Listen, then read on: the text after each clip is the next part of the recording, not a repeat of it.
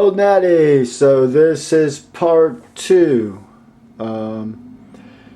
We started out with the other video of what is the driver of adaptation, the driver of change in our body. Feast or famine, fight or flight. Alright? You need to start there before you see this. So there'll be a link in the description box. Go check that out first. Now that you understand that, how do we program for our goals in strength and conditioning? And this is my own creation. I like to call it the strength and conditioning spectrum.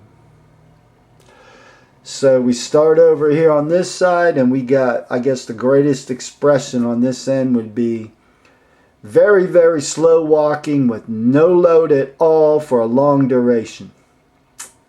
And then we travel our spectrum and get to the other side, and we have lifting the most weight you can for a given lift, a 1 rep max.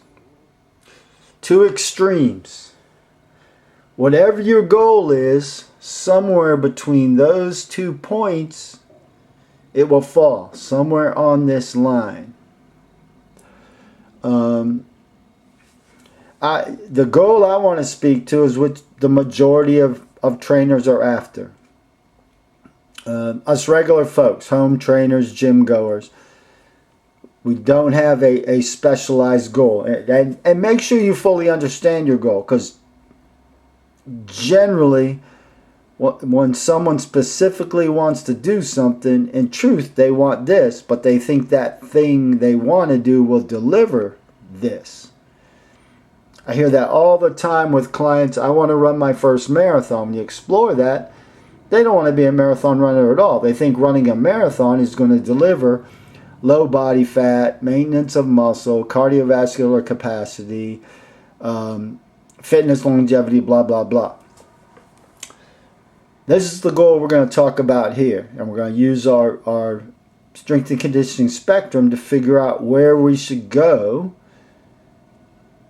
how we should train, so we trigger our primitive body that's programmed for feast or famine, fight or flight, to deliver those adaptations that suit our goal.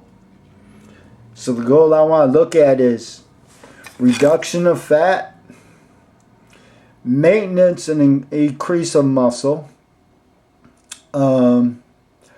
increase cardiovascular capacity specifically, and most importantly, not long duration, low intensity, only your body weight load, but work capacity, conditioning, the ability to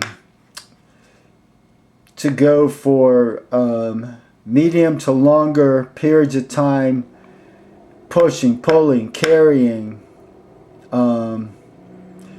because if you work to that higher level, cardio is going to come automatically. You're going to be off the charts.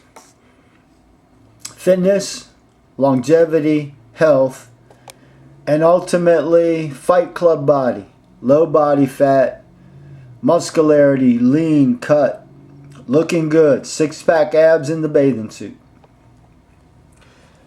So, what do we control in training? We control what exercises we choose. We control the weight of the exercises. We can choose what reps we do, number of sets, and we control rest. And this is really important, because the place where this goal falls on our strength and conditioning spectrum is here, somewhere in this dotted box.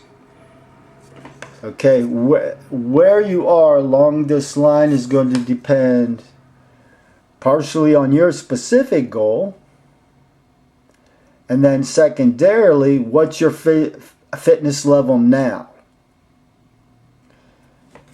Your actual goal might be better satisfied down this way, But because of your fitness level, you might start out here. And over time, increase load, reduce rest. So you can see the things that don't fall into our box. Running a marathon exclusively, biking a century or half century, ultramarathon, walking. Those are too low of load to fall in our box. Now, conversely, other things that don't fall in the box, you could see bodybuilding. Some of bodybuilding falls into our box. Some bodybuilding techniques work out here. But much of bodybuilding also doesn't fall in this box. And then 5x5 and low rep powerlifting training exclusively also does not fall in our health, fitness, longevity box. What types of things do fall in this box? The way you want to train for this goal is in broad strokes circuit training. Some folks might say complexes, but that was really sort of a made up word to push this idea in marketing kettlebells that they were like the only thing that could do this. So instead of calling it circuit training, they decided to call it complexes to make it sound new, whiz bang, different, scientific. But a good example of what fits in this box is what you might know or see as kettlebell training. But you see I've also put on this line dumbbell, barbell, and you can put any equipment along here. It's important to know this training is not exclusive to kettlebells. Kettlebells are just a tool. The real magic of kettlebells is this style of training where you are chaining together with little or no rest, big full body compound movements. A lot of different disciplines do that. Generally, burpee folks do it. Generally, calisthenic folks do it. Getting down into this side, some more conventional things that fall into this box: cross-country skiing, rowing. I don't have jump roping here, but jump roping would be here. Dr. Schwartz's heavy hands, Steve Reeves power walking. What do we know these things to be? Full body compound movements, similar to biking, walking, but full body with at least some level of load. So they're going to fall somewhere in here. And then depending on load, they can start working their way this way. So good examples of this kind of training is good old circuit, squat, pull, push. I think CrossFit people call it a Cindy, I believe. I'm not sure. You hit your set of squats. Preferably you don't rest. You hit your pull-ups. You don't rest. You hit your push-ups. But you can plug into that whatever works for you. Maybe one person is doing air squats, another person doing a squat with load. Someone can't do pull-ups, so they plug in a pull down or a cable row or a dumbbell row, and they adjust the weight to what they handle. They can't do push-ups. They do modified push-ups. They can't do modified push-ups, so they do dumbbell bench press. You see, we're taking 3 compound movements that hit the whole body. We're chaining them together.